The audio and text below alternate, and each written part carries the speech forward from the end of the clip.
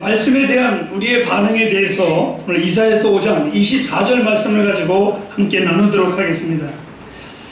가을이 되니까 추수의 계절, 또 열매의 계절이라고 많은 분들이 말을 하고, 또 요즘에 일기를 보면서 우리도 그렇게 느껴지고, 풍년이 되겠다, 아니면 우리는 과일이 참 맛있겠다, 이러한 말들을 참 많이 합니다. 농사는 언제 얘기해도 참 신비로운 게 농사입니다. 오늘 우리 집사님이 기도하실 때에도 우리가 자라나는 태아의 아이가 그 뼈가 어떻게 성장하는지 우리가 어찌 알겠느냐, 그 생명의 신비 역시 참으로 크고 놀랍지만 농사의 신비도 참 큽니다. 작은 씨앗을 하나 심어서 자라게 했는데 그 한 알이 죽어서 너무나 많은 곡식을 맺는 걸 보면 정말 신비롭다. 농부가 할 수 있는 것이 무엇이 있었겠습니까? 심어주고 물 주는 것 외에는 아마 없었을 겁니다. 그럼에도 불구하고 그 신비는, 그 많은 열매를 맺는 신비로움을 보면서 우리는 어찌 그 창조주 하나님을 노래하지 아니할 수가 있겠습니까? 쌀을 심는 자는 쌀을 꼭 거두게 되어 있습니다. 농사의 특징 중에 하나가 정직하다라는 겁니다. 그래서 보리를 심는 자는 보리를 거두게 돼 있듯이 어느 한 사람의 미래를 보면은 그 사람이 무엇을 심고 있는가를 보면은 그 사람의 미래를 볼 수 있다고 합니다. 성경은 그것을 이렇게 표현했습니다. 심는 대로 거두기 때문이라고. 오늘 유다 백성이 하나님 앞에서 이 땅에 뿌린 씨가 무엇일까 한번 생각해 보시기 바랍니다. 이사야서 5장에는 6가지의 화가 나오는데 하나님께서 분명히 그들에게 참 좋은 것으로, 좋은 토양에 좋은 곳에서 좋은 것으로 끝까지 하나님이 기르시고 그들의 명패에도 극상품이라고 말씀을 하셨기 때문에 당연히 주인은 극상품의 열매를 기대하셨습니다. 근데 그들에게 나오는 싹들과 그들에게 나오는 열매는 전혀 달랐습니다. 그들에게 나온 것은 물질주의자들이었습니다.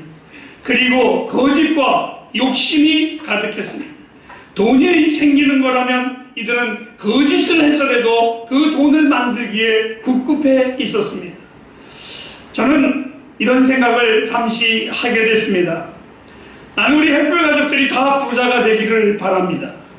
그리고 나는 우리 햇불 가족들이 다 부유한 사람들이 되기를 저는 간절히 원하고 있습니다. 하지만 여러분들이 다 부자가 되지만 정직한 부자가 되기를 바랍니다. 정직한 부유함이 되기를 저는 원하고 있습니다. 아니, 더 나아가서 우리 햇불교회의 헌금이 더 많아지고 여러분들이 더 풍성해지고 나도 원하고 여러분들도 원할 것입니다. 그러나 하나님은 우리에게 정말 요구하시는 것은 정직한 헌금을 원하고 요구하고 계심을 잊지 마시기 바랍니다.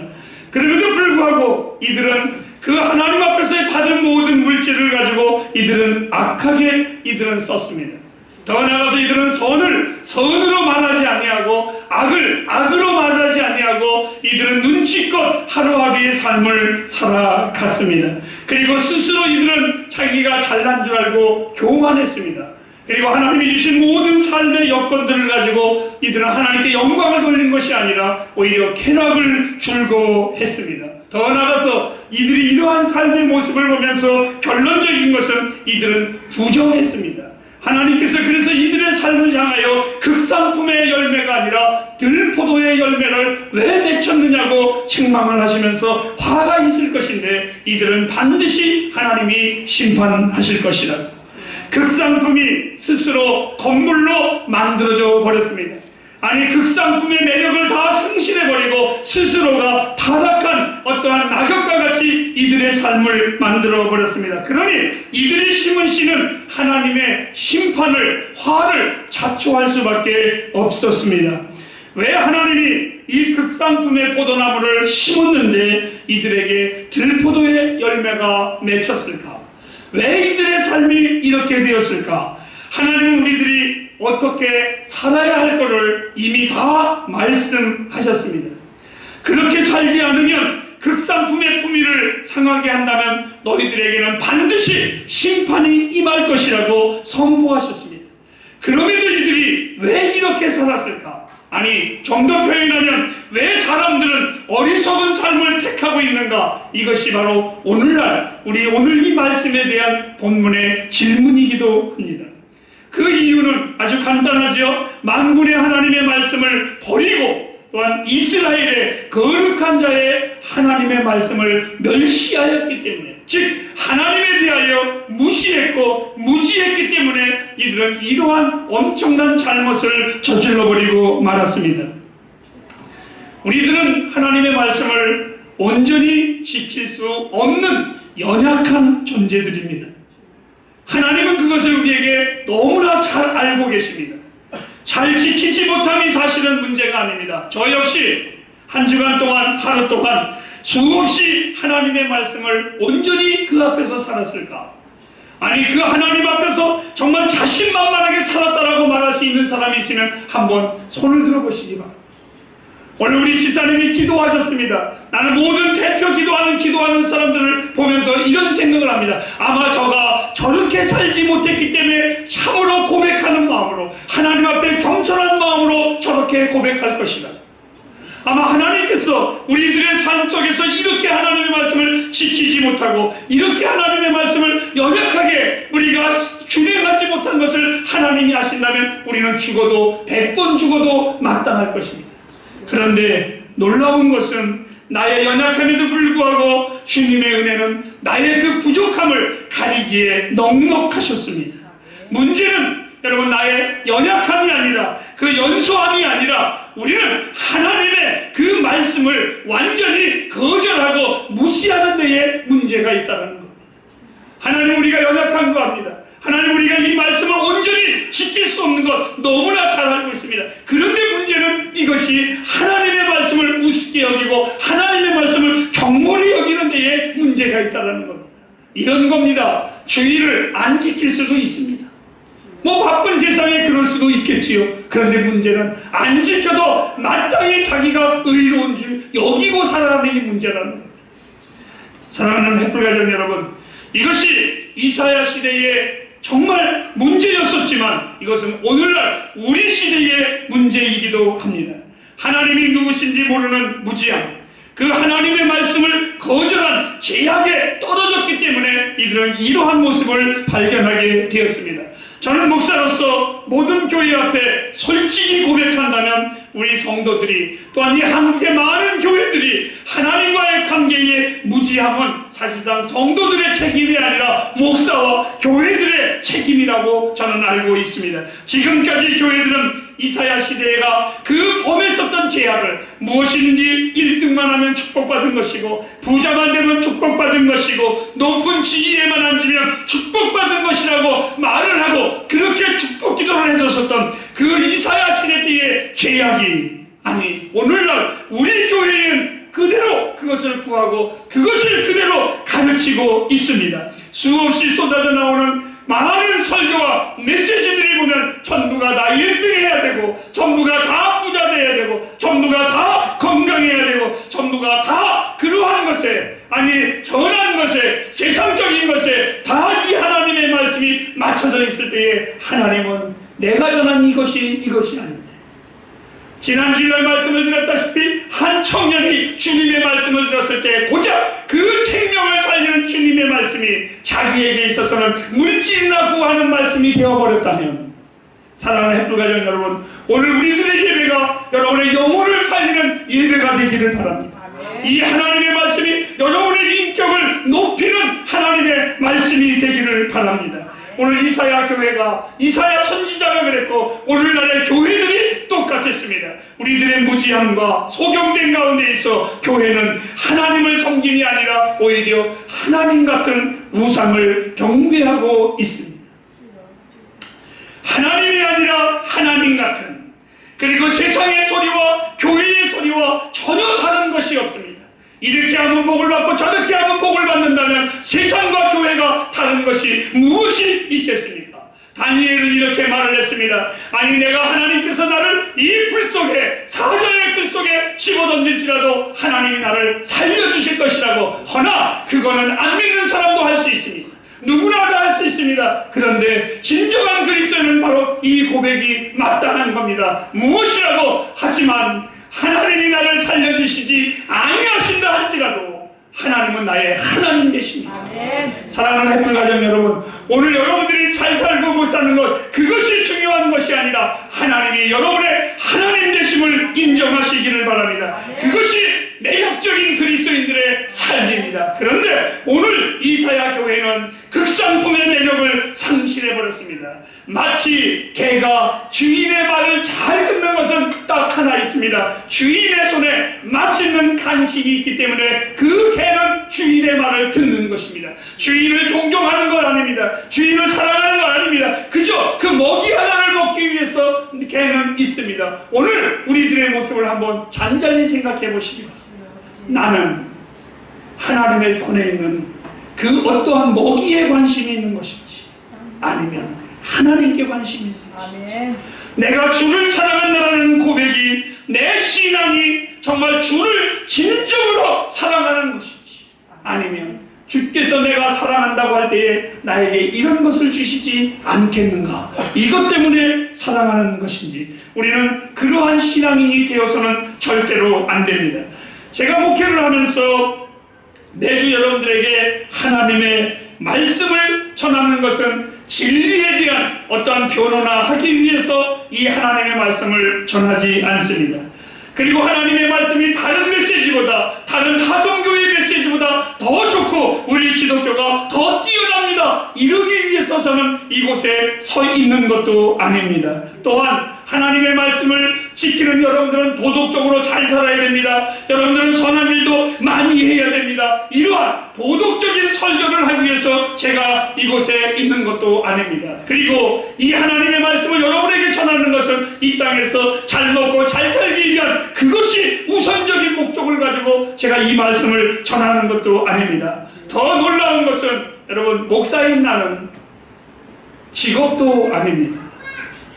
이것이 나의 직업이라면 저는 이것을 어떻게든지 더 오래 하려고 애쓸 것입니다.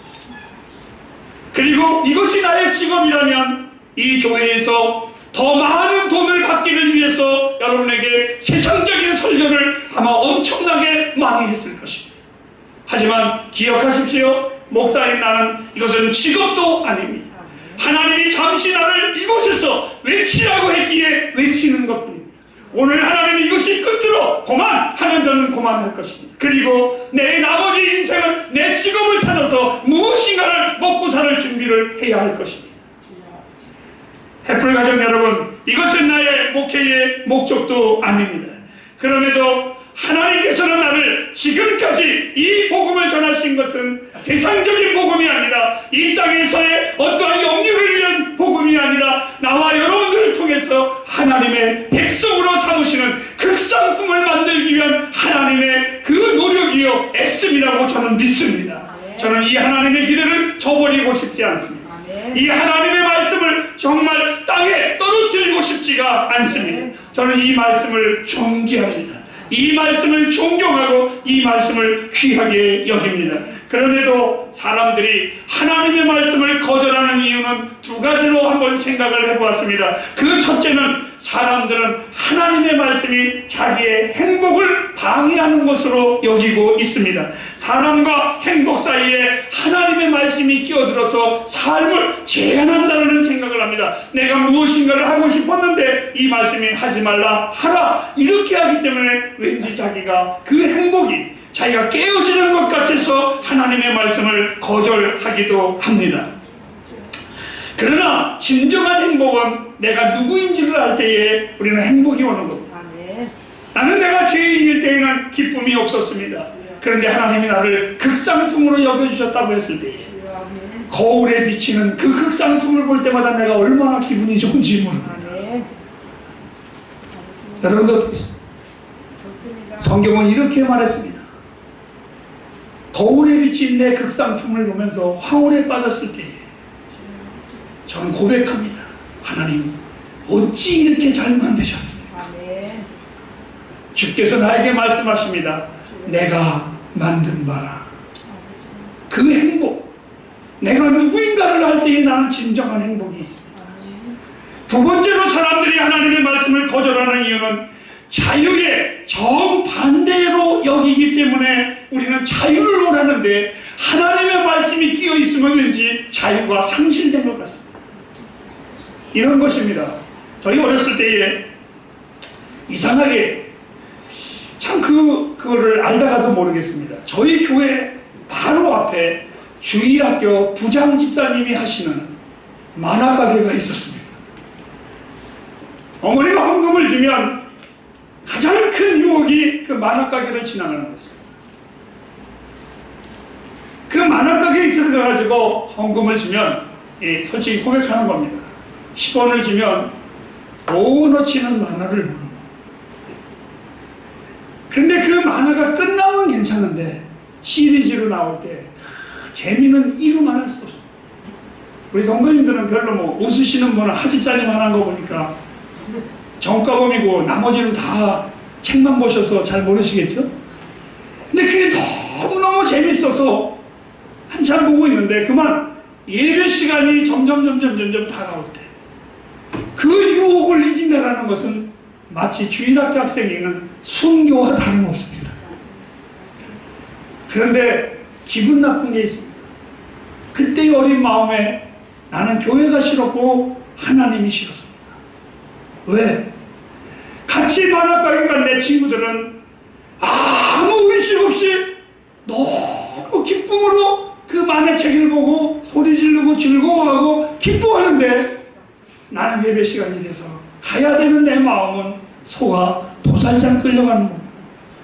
구원의 방지로 가는 게 아니라 나는 너무너무나 그것이 싫었습니다.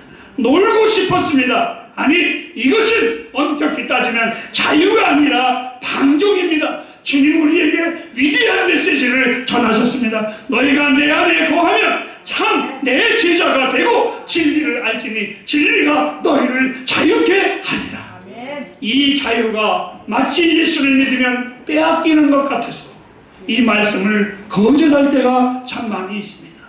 오늘 이 메시지의 간절한 목표는 햇불교회 모든 성도님들이 하나님을 더 많이 알아가기를 주님의 이름으로 축복합니다. 우리의 본질이 무엇입니까? 이렇게 물어볼 때에 사람들은 분명하게 답을 하지 못합니다. 그게 바로 인생의 비극입니다. 그 이유는 하나님을 알지 못하기 때문에 나를 만드신 하나님을 모르는데 나를 어떻게 알겠습니까? 고아들이 가장 불쌍한 것은 부모를 모르니까 자기가 어디에서 어떻게 태어났는지 자기의 존재감을 모르는 것과 똑같은 것입니다. 오늘 우리들의 가장 큰 비극은 나를 창조하신 하나님 그리고 그 하나님이 나를 극상품의 창조물로 만드셨고 심지어는 피로 그 십자가의 은혜로 값주고 산 소중한 존재인 것을 아시기를 바랍니다. 이것을 안다면 우리는 행복할 수 있습니다. 그런데 요즘의 사람들은 이런 용어가 있습니다. 감각의 뭉치로 살아갑니다. 무슨 말이냐? 고통의 감각으로 살아가고 슬픔의 감각으로 살아가고 즐거움의 감각으로 살아가고 그냥 마태 감각으로 살아가는 이 세대를 보고 슬픔의 세대입니다. 이사야서 5장에는 쾌락의 감각으로 살아가고 헛된 욕망의 감각으로 살아가고 잘되는 교만의 감각으로 이들은 살아갔습니다. 그때나 지금이나 사람들은 감각으로 살아갑니다. 햇불가족 여러분, 우리는 무한한 존재들입니다. 내가 오기 전에 생명이 있었고 지금도 생명이 있고 죽은 후에도 생명이 있을 것입니다. 또한 나는 항상 이곳에 있지 않을 것입니다. 언제인가는 하나님 앞에 설 것입니다. 내가 참되게 하나님의 극상품으로 살아갈 수 있는 가장 유일한 것은 하나님의 그 구원의 은혜 앞에 나와 여러분이 하나님의 백성임을 잊지 마시기를 바랍니다. 이 땅에 하나님 없이 된 것이 하나도 없습니다. 하나님을 떠난 성공은 진정한 성공이 아닙니다. 그럼에도 사람들은 자꾸 아니라고 우기며 생각을 합니다. 그들은 오늘 성경에 이렇게 말했습니다. 만군의 여호와의 말씀을 버리며 이스라엘의 거룩한 자의 말씀을 멸시하며 하나님을 철저하게 무시했습니다. 우리는 하나님을 더 알아야 합니다. 아멘. 우리는 하나님을 힘써서 알아야 합니다. 아멘. 우리는 이 창조주 하나님을 정말 더 많이 깊이 알아야만 합니다. 아멘. 기억하세요. 우리는 감각의 뭉치도 아니고 동물이 아닙니다. 하나님의 형상대로 만든 극상품입니다. 우리가 행복할 수 있는 방법은 오직 한 가지, 하나님을 바로 아는 것입니다. 하나님을 알 때에 내 행복이 있고 내 기쁨이 있습니다. 나를 향한 끝없는 그치지 않는 하나님의 사랑이 내 인생을 지금까지 인도하셨습니다. 이것은 놀라운 복음의 소식입니다. 마치겠습니다. 햇불가정 여러분, 하나님과 올바른 관계를 가지시기 바랍니다. 이것이 하나님을 향한 극상품의 반응입니다. 아니, 하나님을 정말 올바르게 관계를 갖는 것이 나의 힘이고 우리의 생각이고 우리의 능력이고 우리의 자유고 우리의 기쁨이고 우리의 평화임을 잊지 마시기를 바랍니다. 하나님을 알고 싶은 열망과 하나님과 관계가 아름답고 그 하나님을 즐거워하는 여러분에게 반드시 하나님이 축복하심을 믿습니다. 기도하겠습니다.